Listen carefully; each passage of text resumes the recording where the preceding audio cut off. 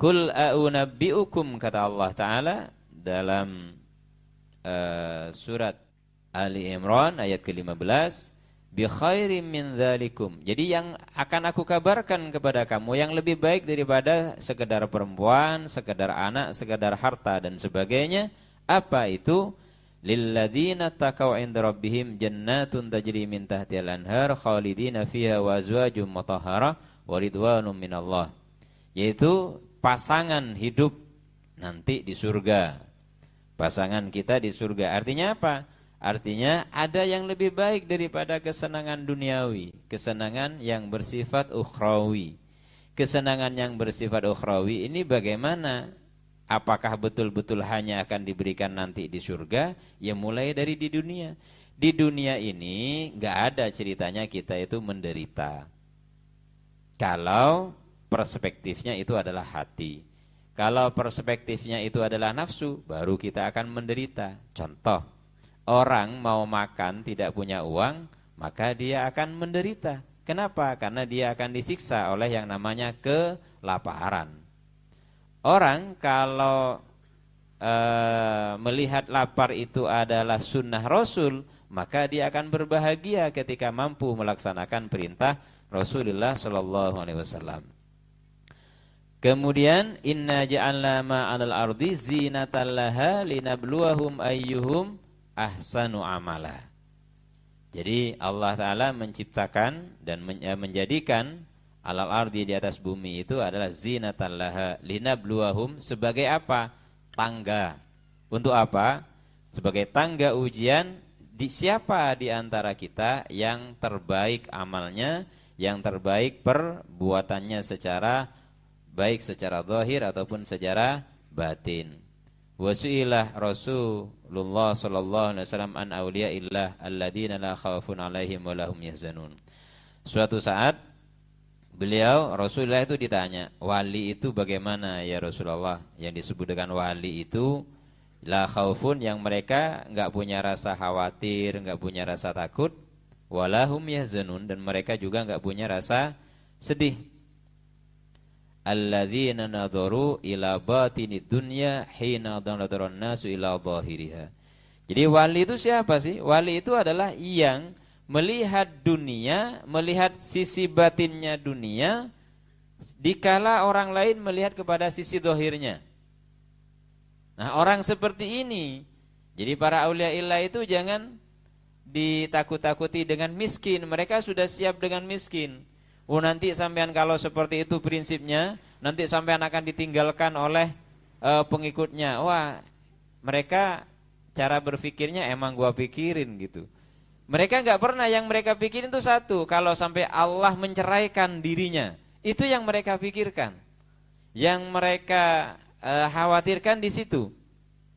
Wahtammu bi'ajalid dunya hina ihtamman nasu bi'ajiliha. Fa'amatu minha ma hasyaw ayyumitahum wa taraku minha ma alimu.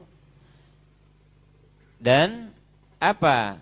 Mereka kemudian mematikan. Jadi mematikan rasa cintanya kepada sisi-sisi duniawi. Jadi itu bedanya. Bedanya para aulia ilah dengan yang bukan walinya Allah.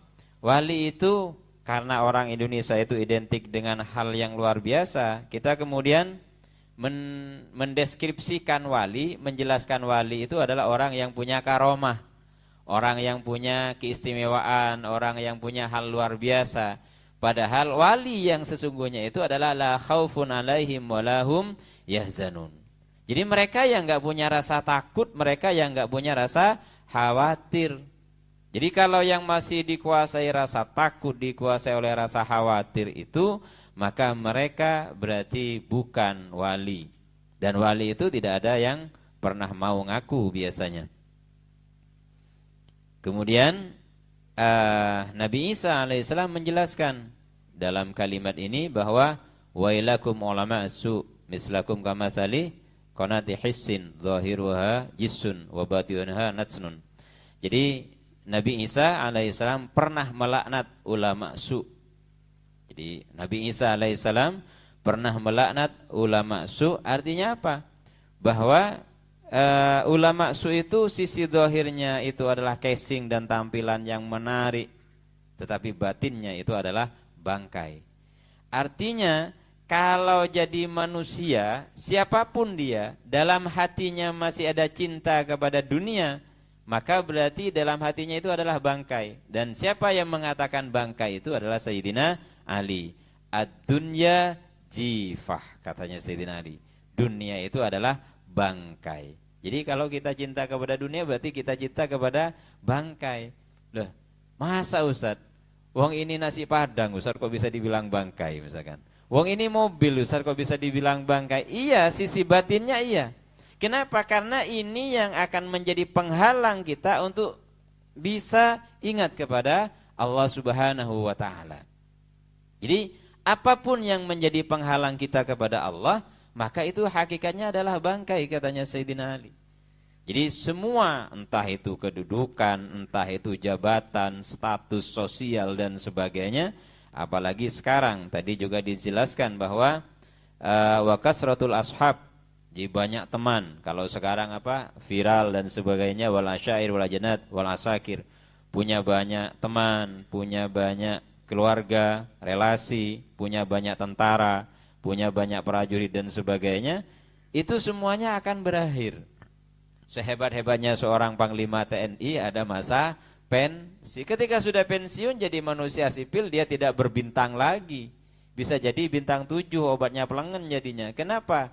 Karena ternyata ada yang namanya post power syndrome. Ada orang yang tidak siap ketika dia selesai menjabat. Rasanya masih seperti dirinya masih punya kekuasaan, punya power. Lupa kalau dirinya telah berhenti, lupa kalau dirinya telah pensiun. Jadi istilahnya kalau dalam psikologi itu namanya post power syndrome. Jadi orang yang kena mental istilahnya ya, karena sudah dihentikan dari jabatannya.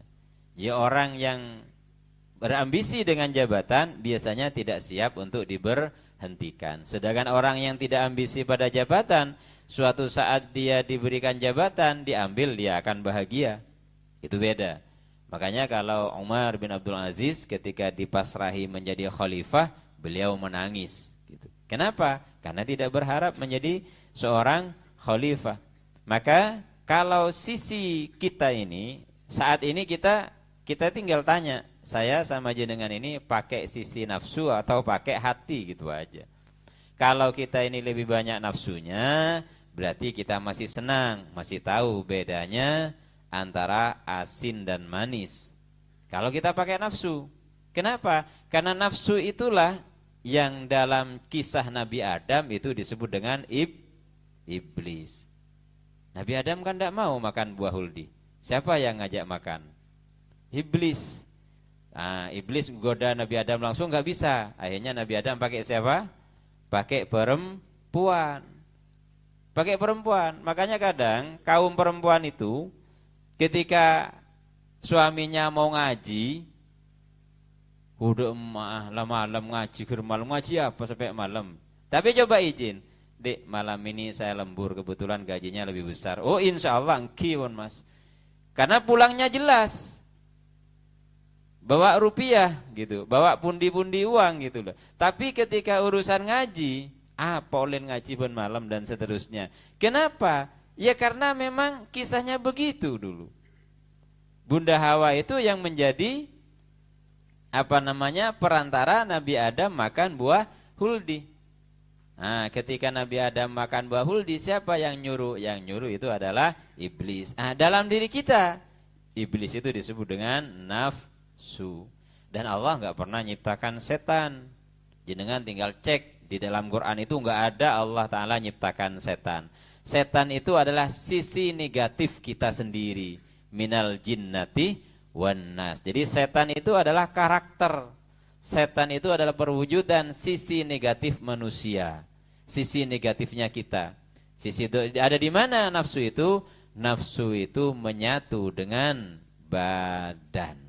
Maka ketika badan ini gak pernah kita perlakukan kejam, maka dia selalu menuntut yang enak-enak.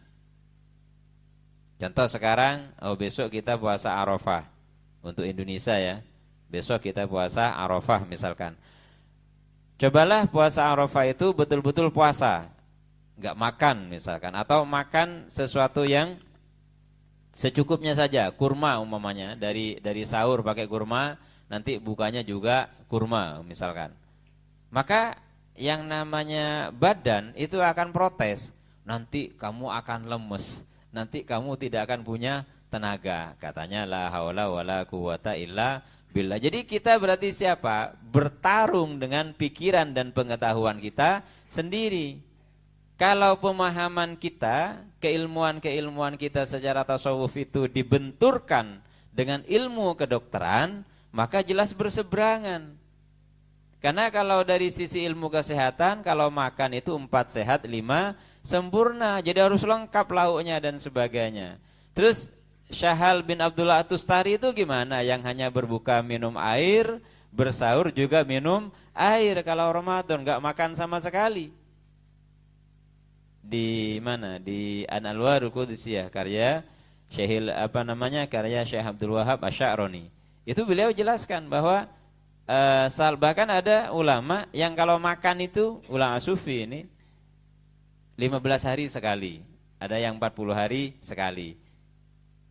Kalau kita kan enggak, 3 hari sekali. Mestinya dirubah 3 hari sekali gitu. Jadi bukan 3 kali sehari, tetapi 3 hari sekali. Karena apa? Karena memang semuanya kebiasaan itu. Semuanya kebiasaan. Kalau kebiasaan kita bisa kita jaga, dan sulit. Karena orang ketika tidak enak makan semuanya harus beli pil nafsu makan biar enak makannya dan seterusnya. Jadi pengetahuan kita yang akan menjadi penghalang kita sendiri. Makanya ketika seseorang akan menempuh kepada jalur ruhani sisi batin itu, dia harus meninggalkan pengetahuannya yang bersifat zahir. Contohnya siapa? Ya para ulama sufi itu. Jadi kalau Syekh Abdul Wahab Asy-Sya'rani, Imam Ghazali dan yang lain-lain juga mengalami hal yang demikian. Maka ketika kita sudah tahu ternyata saya numpuk harta, numpuk dunia beserta segala macamnya ini tujuannya untuk apa sih sebenarnya? Maka kalau kita numpuk itu semua tujuannya sebagai bekal ibadah kita, tapi benar-benar dibuat bekal ibadah. Dibuat misalkan saya makan agar saya sholat bisa berdiri tegak dalam jangka waktu yang lama di hadapan Allah Ta'ala. Maka itu makan yang akan memberikan keberkahan. Tetapi sebaliknya, ketika makan itu hanya sekedar untuk menghilangkan lapar dari dalam perut kita dan sholat tidak kita kerjakan, maka kenyangnya kita pun juga tidak akan mendapatkan keberkahan dari Allah Ta'ala. Makanya Sayyidina Ali pernah mengajarkan kalau makan itu setiap suapan kita doa, Allahumma ja'al min hadhil luqmah barakatan li ya Rabb. Jadi jadikan dari setiap suapan dari nasi ini keberkahan untuk saya. Maka nanti dia akan menjadi sel-sel darah ketika diajak tegak berdiri kepada Allah Ta'ala untuk sholat, dia akan mau. Karena kalau untuk sholat itu bukan karena badan yang kuat dan sehat gitu. Gak ada. Contohnya para orang-orang yang secara fisik itu sehat, ajak berdiri tegak untuk sholat, tidak kuat. Gelisah mereka, karena kalau sholat itu yang harus tenang kan batinnya. Ketika batinnya dia gelisah, batinnya dia tidak bertahan, maka badan pasti akan ikut. Sebaliknya orang yang kurus, krempeng, kemudian dia berdiri tegak, posisi lama sholatnya. Saya kadang kalau baca sejarahnya, siapa namanya? Syekh Habib Bakar bin Salim itu. Jadi beliau kalau selama 15 tahun sebelum wafat, beliau tidak pernah duduk bersila.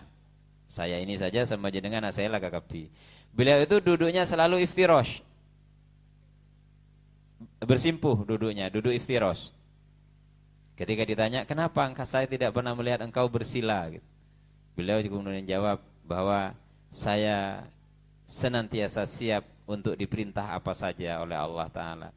Jadi senantiasa menunggu perintah Allah dengan posisi seperti itu. kita insya Allah 15 menit bila kemeng, mari itu keringking dan seterusnya. Kenapa?